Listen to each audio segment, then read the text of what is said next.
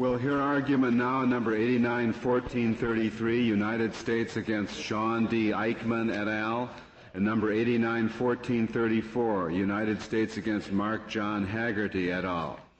General Starr. Mr. Chief Justice, and may it please the Court. These two cases bring before the Court a single question: whether the First Amendment prohibits the United States from prosecuting individuals for knowingly burning a flag of the United States.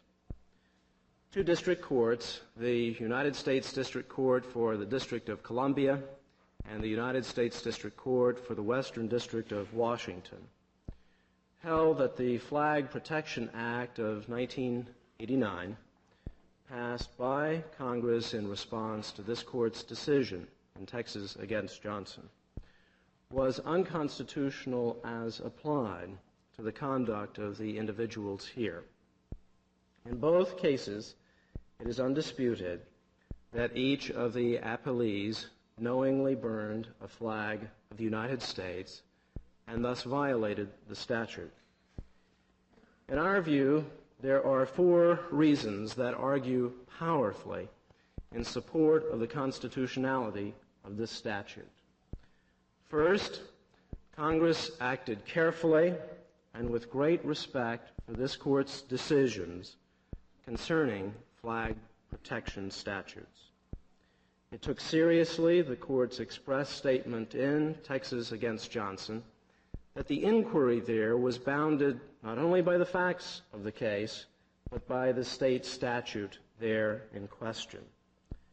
And relying on this Court's various writings and decisions, Congress amended the federal statute in response to Texas against Johnson to eliminate the prior clearly content-laden language of Section 700, the language casts contempt upon and publicly. Second, Congress acted very narrowly.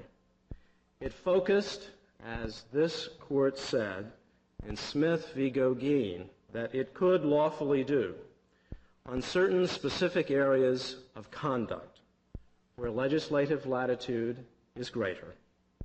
And Congress carved out a narrowly crafted set of protections as to certain conduct while permitting robust and uninhibited speech to continue unabated. There was no prohibition on Congress's part against the publication or the dissemination of ideas. Third, and relatedly, as I will seek to show in the context of the facts of these two cases, flag burning leaves a major message gap, a gap that needs to be filled in with words, either written or spoken, as happened in both the District of Columbia and Seattle demonstrations. It is, in our judgment, the equivalent of shouting or screaming or using a loudspeaker at full blast to arrest the audience's attention. This is not, in our judgment, an especially weighty value on the First Amendment scales. Fourth, on the other side of those scales are interests of the highest order in the national community. Those interests are intangible, to be sure, just as the concept of human dignity is intangible. But those interests are no less real, rooted as they are in the nation's history and experience, and especially our history as a community of people in this century, in which so many of our co-members of the national community have been asked to sacrifice so much. To focus now on the facts and the nature of flag burning. In evaluating the expressive content, the content of this conduct, it is useful to examine precisely what happened here and what it is that flag burning conveys. This can be seen by way of example in the statement of Sean Eichman, one of the District of Columbia appellees. Ms. Eichman's concerns that animated her conduct were quite varied in nature. They range from civil rights concerns to concerns about the environment and concerns about certain aspects of U.S. foreign policy. The same is true with respect to the Seattle demonstration, a videotape of which is in the record. The concerns that were animating the Seattle appellees range from a then ongoing labor strike at Boeing aircraft facilities in the area to the treatment afforded Hispanic Americans and national policies concerning the homeless. Now, a passerby happening on these acts of flag burning would, in our judgment, likely and reasonably conclude that the actor is in a state of profound disagreement. But it does not tell us with what. That message, the what, comes, if at all, from the speech that is incident or tied to the conduct as occurred in Street Against New York. And that speech, of course, is fully protected no matter how offensive that speech may be to the majority. General Starr, I don't understand this line of argument. Is it that you're saying that somehow the expression, I hate the United States, is entitled to less constitutional protection than I disagree with our policy in Eastern Europe? Is that the point, that if it's a political expression that's too generic, too generalized, it's not entitled to the same degree of protection? The message itself enjoys the same protection. The question is what message is being conveyed. If one reads... Well, what's being conveyed by burning the flag is, I hate the United States. With all due respect, that is not what is set forth in any of the statements in this record.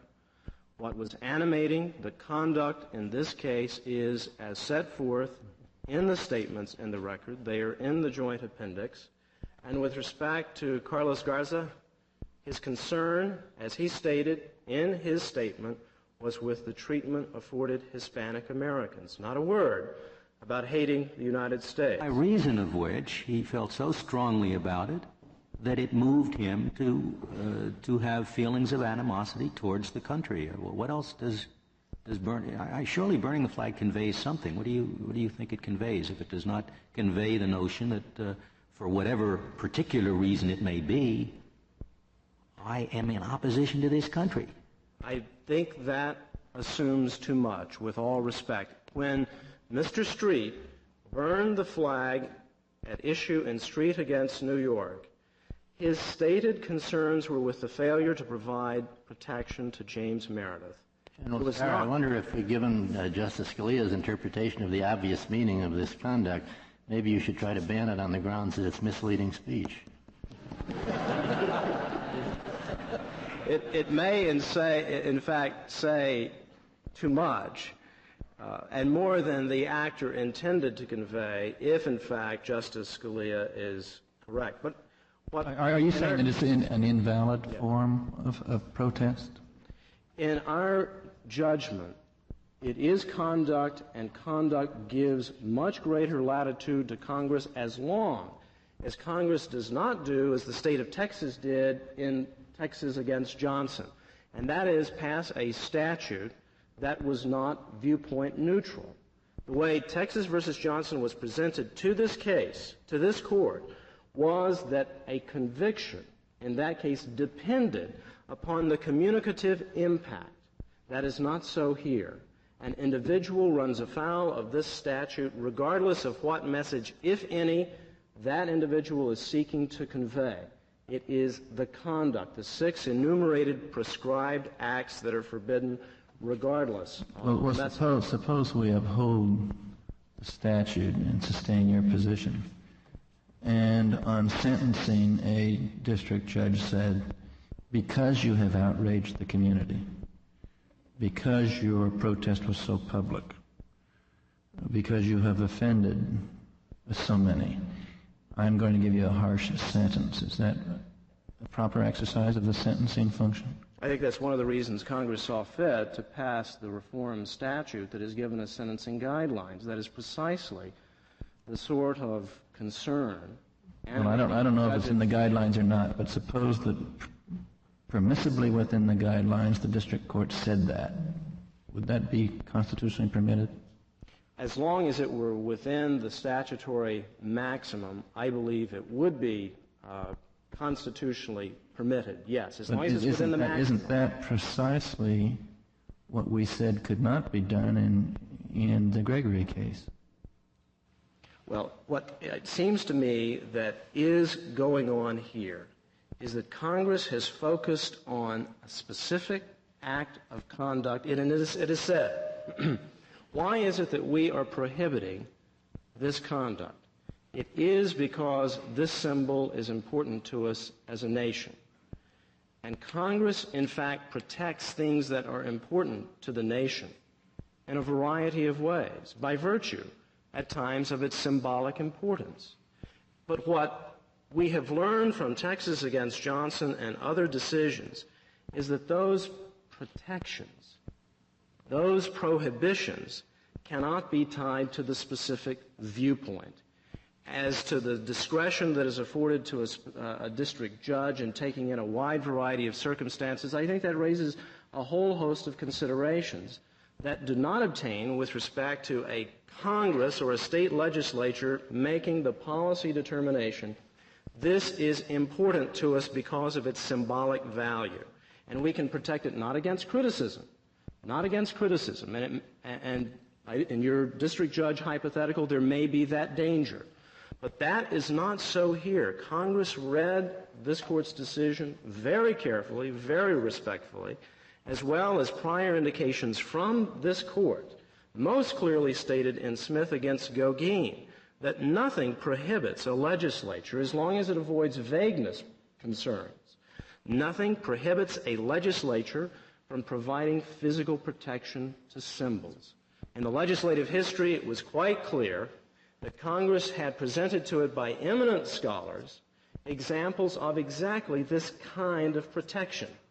The statutes in force with respect to prohibitions of desecration of houses of worship, additional protections, stepped-up protections for the bald eagle, not because it is a living thing, not because it is an endangered species, it's not in all Western states, but because of its symbolic value and because it was chosen by the Continental Congress to be the symbol of the nation. That is why that criminal prohibition is on the books. In addition to any protection... This desecration of one's own self-constructed house of worship?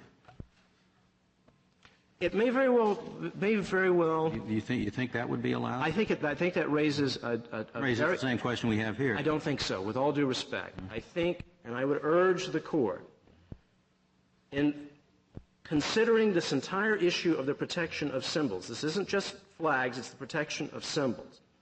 But with respect to the flag, Justice Fortas, the author of the plurality opinion in Brown against Louisiana, the author of the opinion in Tinker against Des Moines School District, a great friend of the First Amendment and of symbolic speech, said, in his opinion, his dissenting opinion in Street against New York, the flag is property, but only in a sense. It's not like building your own house of worship, because the nation has an interest in that flag. Well, let's come back to houses of worship. Is it your position that it would be constitutional to ban Bible burning? An individual burning his own Bible? No, I think that once we move into the religious area, we are raising other values, namely values in the Establishment Clause. With respect to how government acts, government can protect symbols, but it cannot protect symbols in a way that runs afoul of other provisions of the Constitution. And there are, in my judgment, I'm not answering the question authoritatively, but it does seem to me that it clearly raises Establishment Clause concerns. Well, we prohibit Torah burning and all religious symbols that are sacred to any religious group. if, in fact, That'd be all right. if it is protecting it not from criticism, but from physical destruction or mutilation. That's what we're talking about. Physical destruction or mutilation. That one can protect those things that are special to us as a people. The fact that the flag is individually on, in my judgment, makes the analysis more complicated, but it does not get us home by any means. Because as I was starting to say, what Justice Fortas said is that it is property, even in the hands of a private citizen, in a sense, but only in a sense, because it is property that comes to us with special restrictions and obligations with respect to its use. It is because the flag only exists by virtue of copies, the flags that exist in this courtroom. General Starr, does the record show the ownership of the flags in these particular cases? Yes, the record does. In the District of Columbia, those were individually owned flags. In the Seattle case, in contrast, the flag was property, we have alleged, they have not admitted, but we have alleged that the flag there was the property of the Postal Service. And in Seattle, they were also indicted for destruction of government property, were they not? That is exactly right. Count 1 of the indictment in Seattle charges destruction of government property, and count 2 of the indictment charges a violation of the Flag Protection Act of 19... Count 1 remains pending. Count 1 remains pending by virtue of this being on a motion to dismiss. We don't like, Mr. Starr, to compare our flag with any other's flag, but would you be concerned if in Eastern Europe or some foreign country a government punished demonstrators for marching with a defaced flag in support of the demonstrators' cause for freedom? I think those are considerations, Justice Kennedy, that are very important for Congress to weigh in the balance. But I would refer the Court to the Senate's... Well, but isn't the point that this is a recognized, almost an internationally recognized form of protest? It certainly, at this particular stage in our history, is affiliated or associated with forms of protest. We don't deny the fact that these individuals were engaged in a protest. What we are saying is the message of the burning of the flag itself is extremely limited, we're going to have additional context, including here. Well, you can take it two ways. On the one hand, it's limited. On the other hand, it's so pervasive, so general. Your original argument was that it was so general, so all-encompassing that it was not worthy of protection. Now you're saying that it's very narrow. Not sure which it is. I'm sorry. The protections are very narrow.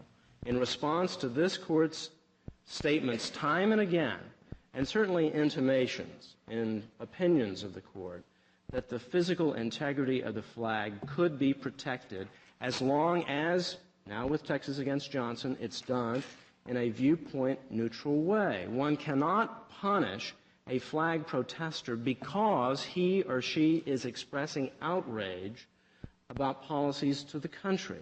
What one can do under this Court's teachings in prior cases, and as we read Texas against Johnson in terms of its holding, the Congress does and should have power to protect the physical integrity of the flag as long as it is not saying we single out certain viewpoints for disfavored treatment. That is the critical point that Congress was responding to in reading Texas against Johnson and the prior flag cases. But in fact, there is only one viewpoint, that you do not mutilate, deface, defile, or trample upon the flag in order to show your love for the country. I would urge the Court, before it came to that view driven by today's newspapers, to read carefully the Senate's brief, the House of Representatives leadership brief, which sets forth the history of flag statutes, but of instances in the country, in our history, where individuals were not expressing any outrage at all against the country. They may have been expressing only a specific partisan sentiment. For example... But, Mr. Starr, you're missing my point. You made... General Starr, I'm sorry. Thank you. I was afraid I had been demoted.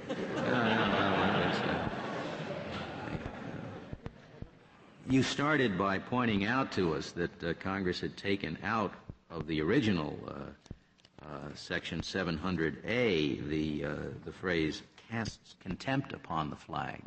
But do you really think that, in fact, there is any difference so long as the words that they describe to protect the physical integrity of the flag are mutilate, deface, defile, burn, or trample upon? I guess burn is pretty neutral. But if I get a spot on my tie, I don't say, gee, I've defiled my tie. Or if I tear my jacket, I don't say, I've mutilated my jacket. These are words of cast contempt upon. You can take out those words, but the other verbs you've used contain the same suggestions, don't they? The term defaces would, in fact, encompass activity, conduct that was inspired by patriotism, as in emblazoning onto a flag permanently, not in Spence v. Washington. Why did this court spend a good deal of effort, in its opinion, emphasizing that Mr. Spence did not deface the flag, did not injure the physical integrity of the flag? An individual may deface the flag by virtue of emblazoning the words onto that flag, "I love the Supreme Court." That constitutes defacement.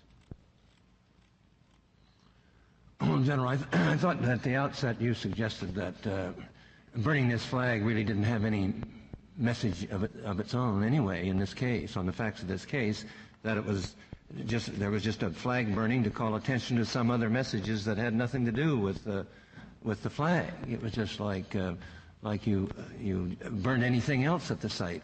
Exactly right. The only thing is that in this case they burnt the flag. Well, in Seattle, they burned, in addition, not these appellees, but during the course of the demonstration, there was also burned the McDonald's Golden Arches flag from a nearby restaurant. Now, I think that is what this court was getting at when it spoke of, in Spence against Washington, acts of mindless nihilism, as opposed to the acts that this court has focused on in Spence and in other cases where it has found what the court called an intent to deliver a particularized message. There is no particularized message, I agree, Justice White, being delivered by these individuals here. And this is like just a loudspeaker. That, I think, is the most apt analogy. I'll reserve the balance. General Starr, can I ask you one question? I may have missed it because there's so many briefs here, but do you know what the experience of our other democratic nations is? Do they all have flag protection acts such as this? Most do, and as the ACLU's brief points out, most go considerably farther and, in fact, make punishable acts of defamation, saying words of disrespect to the president of the country and the like. Congress was very clear in response to Texas against Johnson that it wanted the debate to go forward in a robust and uninhibited way and merely to protect the physical integrity of the flag. General Starr, excuse me. I assume that in a country like that, we would get very annoyed if they let their people burn the American flag. I mean, on a lie of ours at least, let's say the French, who do have a law against burning the tricolor. I assume our State Department would protest if they allowed people to burn. Do not. We don't. We do not. There is. Don't you think they would protest if we allow our people to burn the tricolor? Although we do not allow our people to burn the United States flag? They might, but in response to your question, the State Department does not, in fact, register protests as a matter of routine policy when a flag of the United States is burned in another country. Now, what if the French feel differently and they protest to our State Department? Isn't it useful for the State Department to say, hey, we can't even stop them from burning our own flag? But assuming that we can stop people from burning our own flag, don't you think the French would have good cause to be insulted if we didn't let people burn the French flag? Oh, it may be that with respect to the consideration of the interests of foreign governments, we might in fact seek to provide protections informed by international law, but we would have to be guided, if we were to do that, by Booz against Berry. We could not, in fact, punish any kind of act of desecration or physical destruction based simply on the viewpoint. Oh, but you are saying we could prohibit the burning of the German flag, or I'm not admitting Iranian flag, whatever. I'm not saying whether we could or we could not. I think that has to be informed by international norms. I will admit to the court that I am not deeply steeped in international norms with respect to flag protection. But what I do know is this, is that Congress was focusing on the flag that it created. This symbol, unlike other symbols, unlike the bald eagle, exists only because Congress created it. The flag of the United States is defined by federal law. Congress created this flag, and it is seeking in a neutral way, without regard to the message, to protect the physical integrity of that flag without in any way interrupting the flow of free ideas in the marketplace. Did Congress identify its constitutional source of authority for enacting the flag statute? There is nothing, to my knowledge, specifically in the legislative history. There is nothing in the statute, but I would suggest my own view, Justice Kennedy, and that is as an inherent act of sovereignty, and certainly even if one draws that into question, certainly with respect to the Army's and the Navy clause, there is, it seems to me, coupled with the necessary and proper clause. We have no authority for making a criminal act against something that violates our inherent sovereignty, I take it? I beg your pardon? There's no authority in this court for making a criminal act out of something that violates inherent sovereignty. No, if it lies within the proper power of Congress to create, then it seems to me, as long as one answers that question, yes, Congress had the power to create the flag, then it seems to me it has the power to protect that flag neutrally. I would like to reserve the remainder of my time. Very well, General Starr. Mr. Kunstler, we'll hear now from you. Mr. Chief Justice, and may it please the Court, we pose the question somewhat differently than it was posed by the government. We think the question before the Court is, can the government criminally prohibit flag burning, a form of political expression deeply critical of the government and anathema to its officials? And I will address 3 points, and during them respond to some of the points raised by General Starr. We hold, 1, that Texas v. Johnson controls these 2 cases. Number 2, that the Flag Protection Act can simply not be upheld as an attempt to protect the physical integrity of the flag in all circumstances. And 3, that there's no basis whatsoever to accept the government's invitation to overturn Johnson.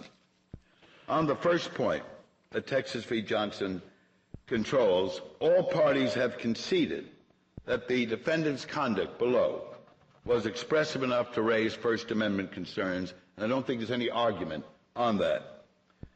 Number 2, all parties conceded as well that the congressional intent behind this statute was to protect the flag as a national symbol.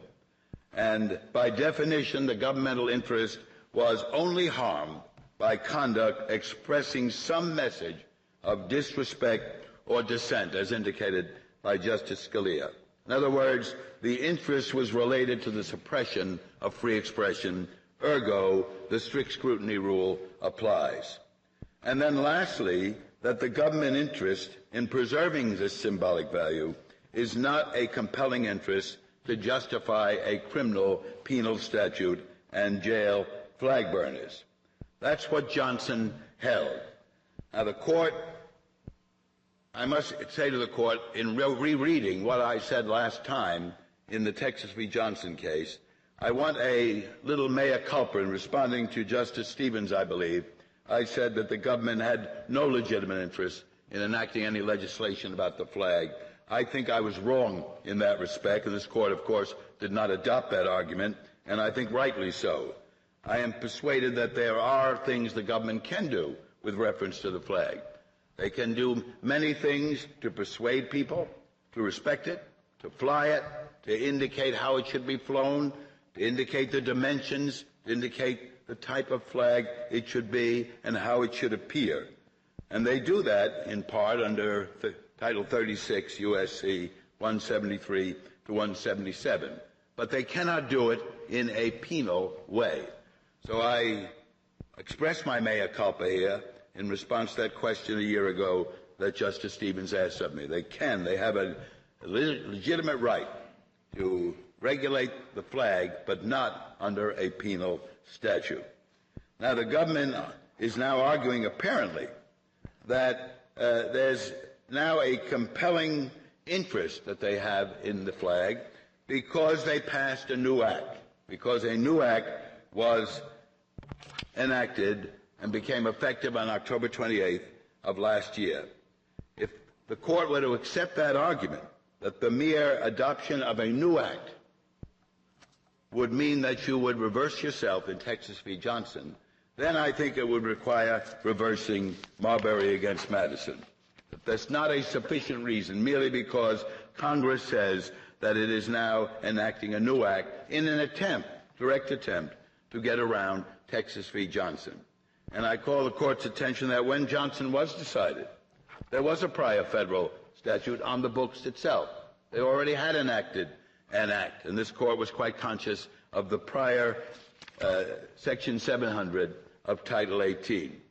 And lastly, maybe stranger than all, even the congressional amici didn't argue for this position at all, only for the application of a more lenient O'Brien standard or time, place, and manner standard. And they cannot change what is obviously the court's duty in this case, merely by passing legislation. Secondly, with reference to the question of the physical integrity in all circumstances that are now claimed by General Starr, this was a claim raised by the congressional amici that it was a content-neutral statute that was enacted here, and only to protect the physical integrity of the flag in all circumstances. Well, it's obviously that is not true on the face of the statute itself. First of all, it is not content-neutral. It is content and viewpoint-based. It singles out a political symbol, one political symbol, and in our brief we indicated what if that political symbol had been, instead of the flag, the Democratic Party flag, or another official flag of the United States. And as Justice Fortas so well put it in Tinker, he said it is also relevant that the school authorities did not purport to prohibit the wearing of all symbols of political or controversial significance. The record shows the students in some of the schools wore buttons relating to national political campaign, and some even wore an iron cross.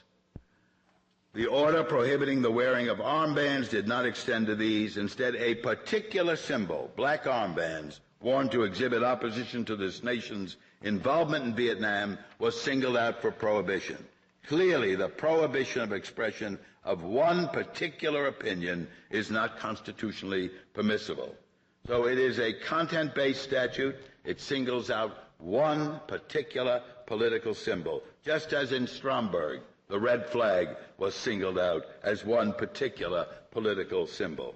And it is viewpoint-based because it proscribes conduct which was associated with dissent, irrespective of the effect on the physical integrity of the flag.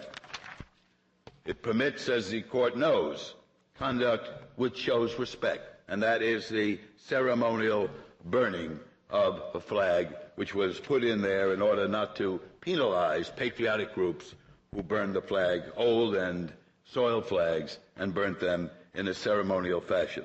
And then the language of the statute itself is just to pick up all disrespect examples, all dissenting examples, maintain on the floor or ground. Senator Dole wanted that in there because that was days after Dred Scott Tyler, one of the appellees before this court, had placed a flag on the ground in that rather well-known Chicago Art Institute exhibit.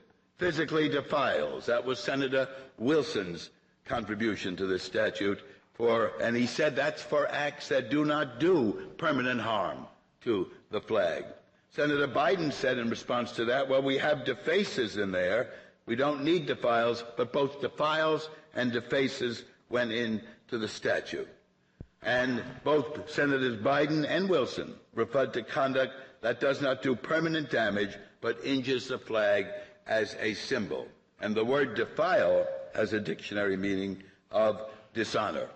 And yet it permits conduct, which is in essence conduct which is dangerous to the flag, such as I've already mentioned the burning of worn or soiled flags, but it permits other types of conduct that would be, for example, flying in a hurricane, flying in a thunderstorm, flying in a tornado. And therefore, it is totally viewpoint-based. And as I think Mr. Freed points out in the brief for the ACLU, he says, far from protecting the physical integrity of the flag in all circumstances, these terms protect the flag only from those who would hurt it or cast it in a bad light.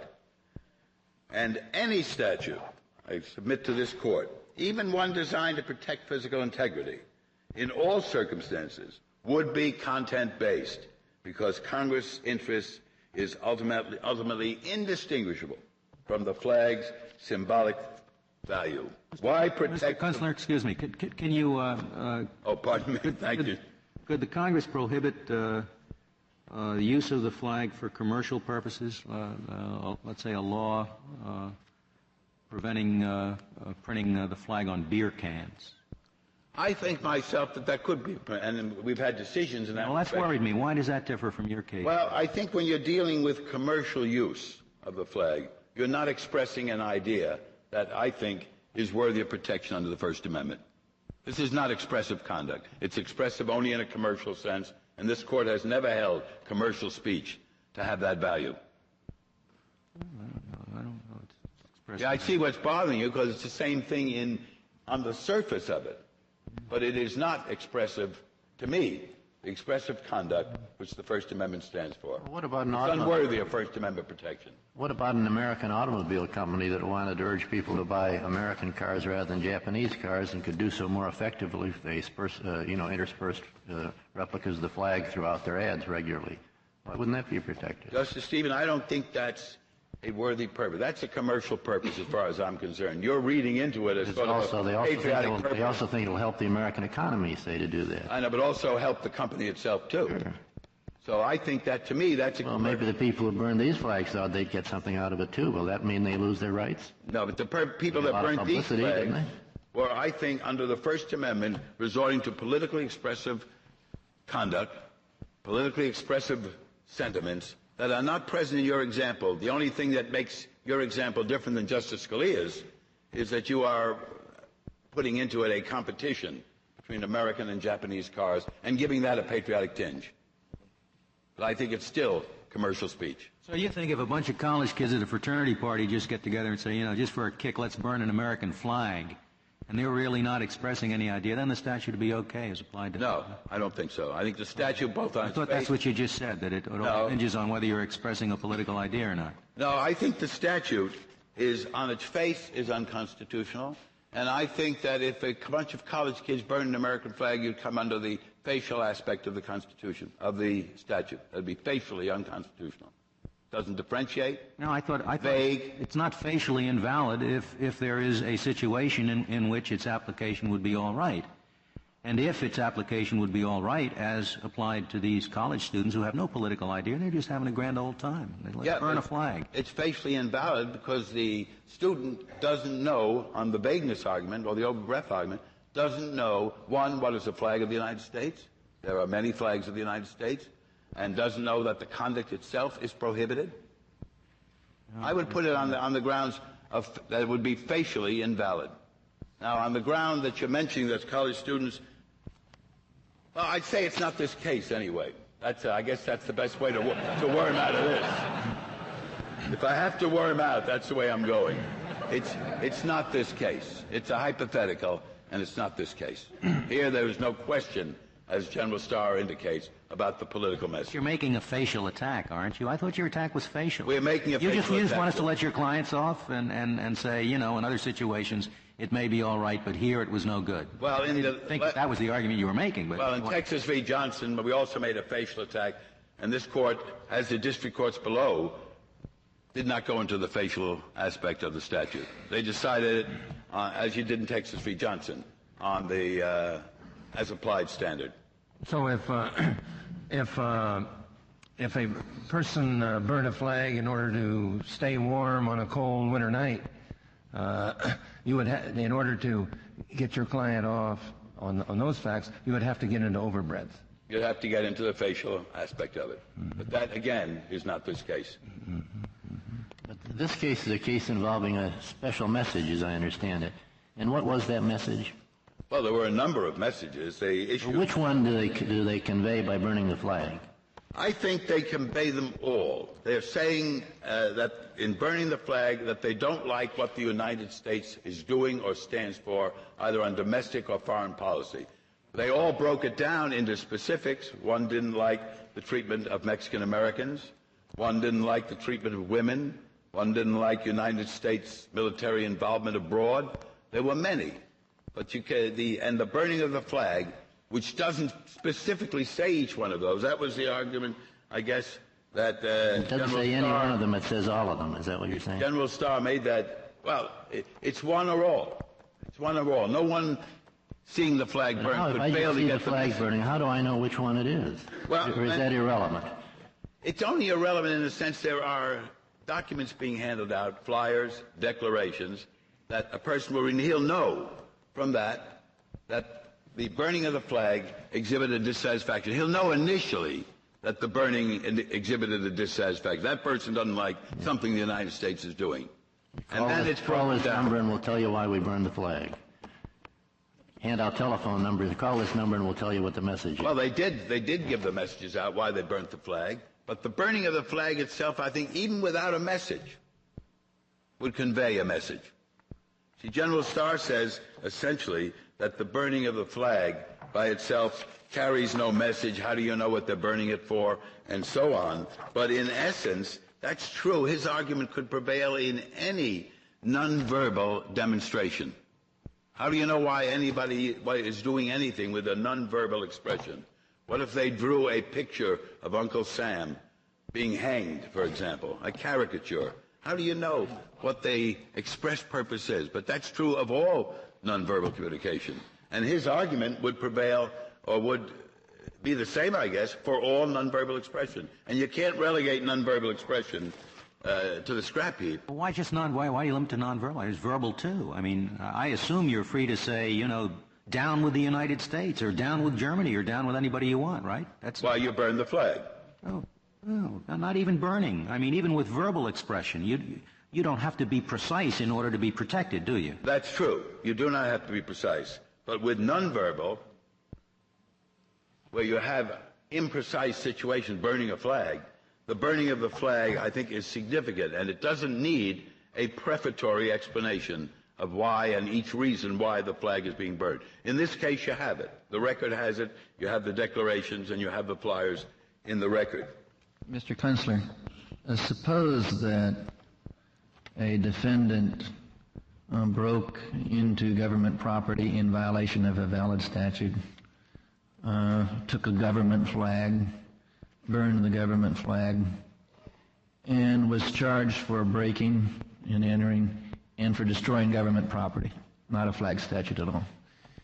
And the judge on sentencing then says, you have outraged the community, this is highly offensive, and I'm going to give you the maximum sentence. Permissible under the Constitution? I say no. General Starr says yes, because I think he's basing the sentence on the language, the First Amendment language. I think he can sentence within the guidelines. Then you must give the same sentence for spray painting the side of a building that faces a government alley as for spray painting the Lincoln Memorial?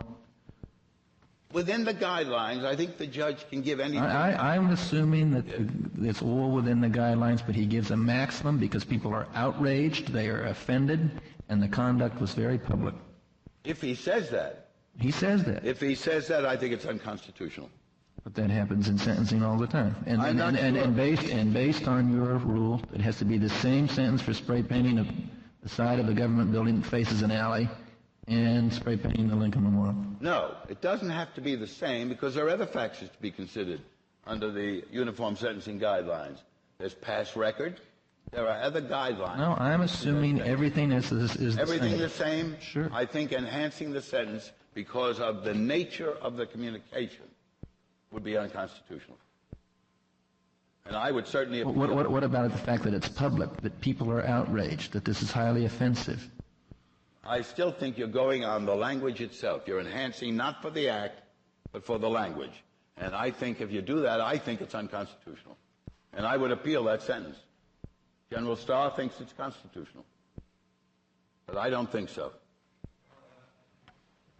Probably why we're here today.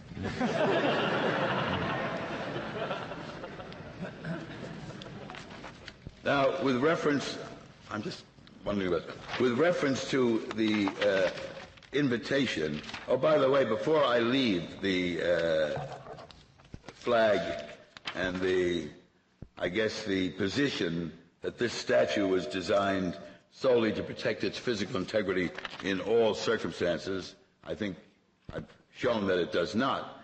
But I was very interested essentially in what Chief Justice Rehnquist said when, in his Spence dissent, when he said, "It is the character, not the cloth of the flag, which the state seeks to protect." And I think that is essentially the truth of this statute, both in the congressional debates and in the position that was taken below, which has changed dramatically now on the part of the government, from the position it took below and from the position it took before Congress when Assistant Attorney General Barr testified before the Senate and the House Judiciary Committees. As far as my last point, the invitation to overrule Texas v. Johnson, this is a last resort argument, I think. It's an argument based on a recognition that Texas v. Johnson applies here. There have been all sorts of methods here to try to get around Texas v. Johnson. They've even gone back to the bald eagle argument, which they said down below was a fallacious argument, and they've resorted to that here. But it's a last resort argument. They know, the government knows that Texas v. Johnson applies. They knew it when Mr. Barr testified before the Senate and House Judiciary Committees. They knew it in the district court, and they know it here, that it applies. So they've devised a method by which this court can say it doesn't apply. And they want you to carve out another exception. They want it like child pornography. They throw that in. They throw in fighting words again, which was specifically rejected in Justice Brennan's opinion in Texas v. Johnson. Let's try fighting words, Mr. Kunstler. Texas versus Johnson was a year ago, and fighting words is no good. Why? I mean, it's certainly the case that whenever somebody tramples a flag or burns a flag, there's a real potential for causing a riot, isn't there? Well, that isn't really what fighting words are, as I understand Chaplinsky. Well, it's the same thesis that you don't have any right to engage in conduct that's likely to provoke a riot. That isn't really fighting words. Fighting words, as I understand it, is what the Jehovah's Witness did in Chaplinsky when he went up to the sheriff and directly to him said words which would lead to a fist fight between two individuals. But much of speech provokes listeners. This court has said many times, but maybe the highest purpose of speech is to provoke that kind of reaction. Terminello, how far can you go? I think Terminello indicates how far you can go. At one point, they were even throwing things. What do you do with Feiner against New York? I don't think that's really applicable here because, well, that's not totally a fighting words case. You're not dealing here. It was held permissible for the sheriff to silence the speaker because the audience was about to riot. But there's a point, I guess, where you have a riot develop and then the verge of developing where a police officer can stop. And I think everybody would admit that. There comes a point. Terminello, I guess, was close. Feiner was over the edge. But I think that to burn a flag is not that point. You have no record here of any incident occurring whatsoever. Well, if we had a record, would it make it a different case? No, I don't think so, unless it were a record where a riot did ensue and police were forced to come in and take the speaker off the rostrum. That might be a different case. It's certainly not this case, and it wasn't Texas v. Johnson, because I think Texas argued that most stringently here, that it might provoke a breach of the peace. And that was one of the considerations that Texas said we were advancing outside of the symbolic value. But I think you've got to have more. You've got to go at least over the finer limit. I'm using finer, F-E-I-N-E-R, in expressing that sentence. So there has to be a high probability of an injury occurring. Well, I remember the phrase clear and present danger floating around in my cranium at this moment. But there has to be something that is way so probable that you're going to have bloodshed here, you're going to have a riot. And I think a potential for a riot is enough, not a potential. I think the potential has to be a probability of a riot. Right. So you disagree with our decision in Austin that just came down in Austin? A couple of months ago? Yes, involving the restriction of corporate speech. And there we said, to quote it, that the mere presents the potential for distorting the political process. We said no, I don't disagree with it, because you were going to corruption, to the something that would wreck the whole political system. I see. And I think that's a little different. Ah. Now I take it from that that you're not buying this.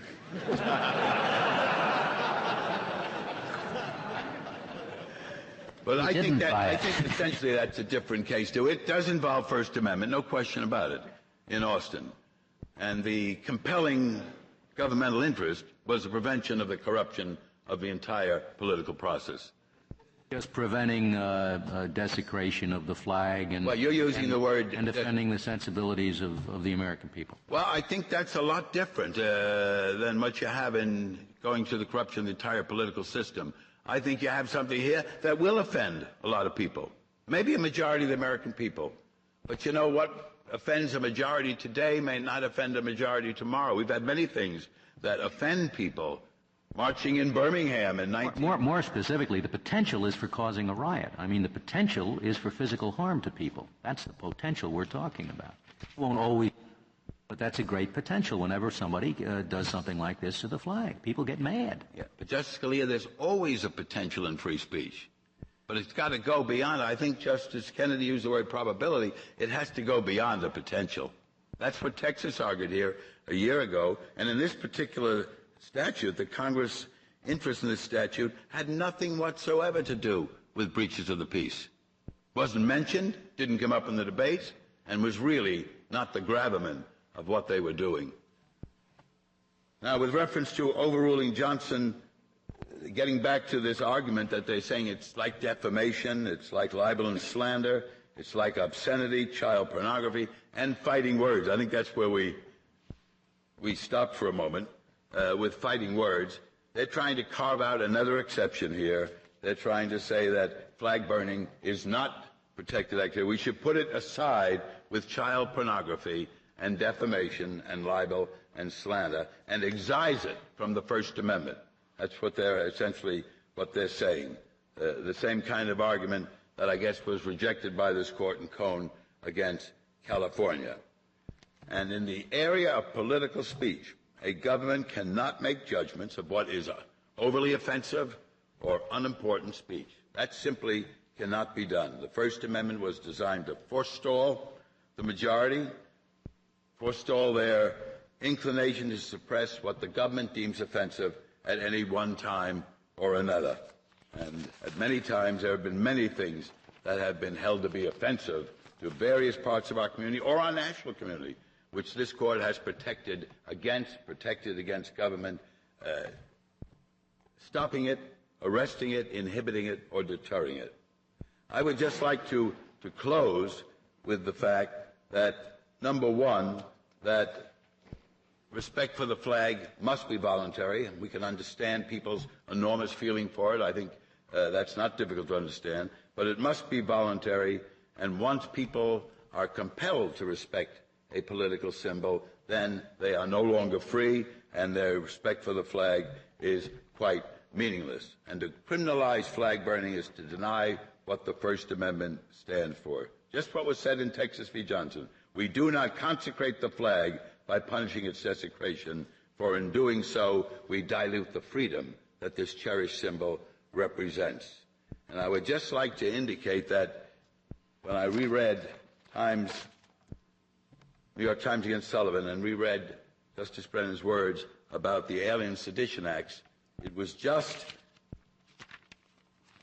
193 years ago, virtually to the day, May 16th, of 1793 that the President of the United States, in a special message to Congress, asked for a statute which he said would repel insinuations so derogatory to the honor and aggression so dangerous to the Constitution, Union, and even independence of the nation. It's an indispensable duty of the Congress. And they provided him with that statute. And part of that statute, the Alien and Sedition Acts, had in it a punishment, severe punishment, for derogatory remarks about the President, the Congress, the government, and so on. This court did not have its review power then. Marbury against Madison was 3 or 4 years into the future, into 1803, and the statute was never brought to this court and expired by its terms in 1801. But Thomas Jefferson, when he became President of the United States, pardoned everyone who had been convicted under that statute, which is not too dissimilar from what we're talking about here. Pardoned everyone, and the Congress voted to restore all the fines. And in writing to a letter, Thomas Jefferson said, after becoming president, he said, under that statute, it is as if Congress had ordered us to fall down and worship a golden image. And essentially that's what we're dealing here with now, a statute that attempts to make the American flag a political symbol, cherished as it is by many people, into a golden image which takes it out of the political arena. Thank you, Mr. Kunstler. Your time has expired. Mr. Starr, do you have rebuttal? You have 3 minutes remaining. Very briefly, Mr. Chief Justice, this is not a sedition act. This is not, as has been suggested in briefs by our colleagues on the other side, punishment for civil blasphemy. Robust, uninhibited debate goes on, unimpeded. Congress felt very strongly about that. Congress had the deepest regard for this court's teachings, as well as our system of free expression. What it sought to do was to comply with Texas against Johnson. It heard testimony from eminent scholars who reviewed the entirety of this court's handiwork in the First Amendment area and in flag protection specifically. And it saw a way, appropriately, respectfully, to, in a narrow way, prohibit conduct, not words. Secondly, it is not so that an act of flag burning means I hate America. Carlos Garza is one of the Washington State appellees. And in his sworn statement as to why he engaged in flag burning, he said, the American flag represents the system and the government for which it stands. I love and respect America. I love and respect the American people. I do not love and respect the way Hispanic Americans are treated. In his sworn statement, Darius Strong, one of the Seattle appellees, said that his sole objection was with any statute that might in any way prevent someone from doing whatever that person sought to do by way of free expression. This statute does not inhibit free expression. It prohibits a very narrow form of conduct. I thank the Court. Thank you, General Starr. The case is submitted. The Honorable Court is now adjourned until Monday next at 10 o'clock.